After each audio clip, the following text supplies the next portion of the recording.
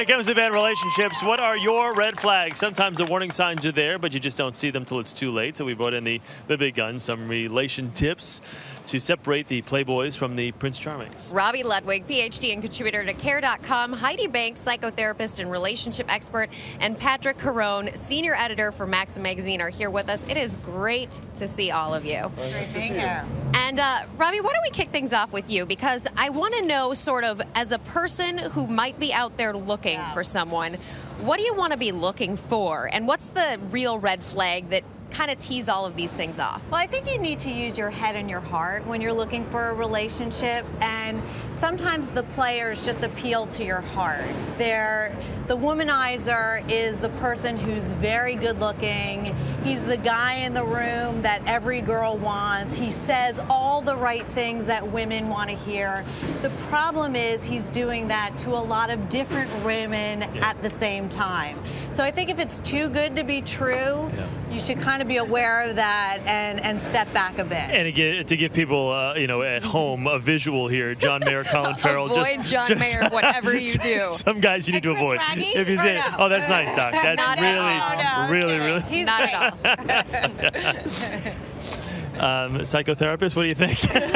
Do you agree with the doctor on this one? I think we should avoid Chris Wragge. No, avoid my topic, of course. No, I absolutely agree, and I also think the onus is on the woman to say, who are you? Because a lot of times when you get hooked up with a womanizer or a player, it's because you're looking for something unreal in your own life, and you really don't want a serious relationship, and you've got your own issues going, and so you attract that in. So if you're looking to really get a great guy, a sexy guy, which to me is committed, and somebody who loves every ounce of you, then you have to be committed to yourself. Got it. Patrick, you're patiently sitting there. Exactly. Let's ask you about the never been married guy. That's that Hugh Grant type guy. Right.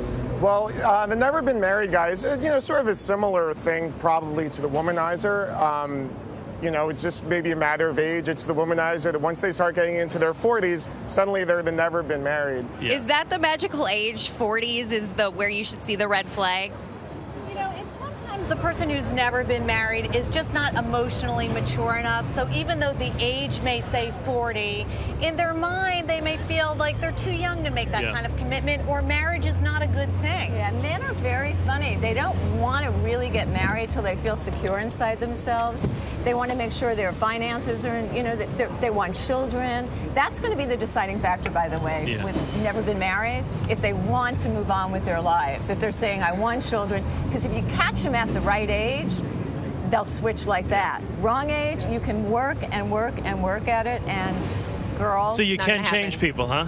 You can't I've been told you can't. I've been told you can't. All right, let's talk about the frat boy then, because we talk about, you just kind of mentioned, when did you pass that point of, okay, now it's time to grow up and be an actual adult? And some examples we have, of course, are poor. Oh, Matthew, if you're watching, we're sorry.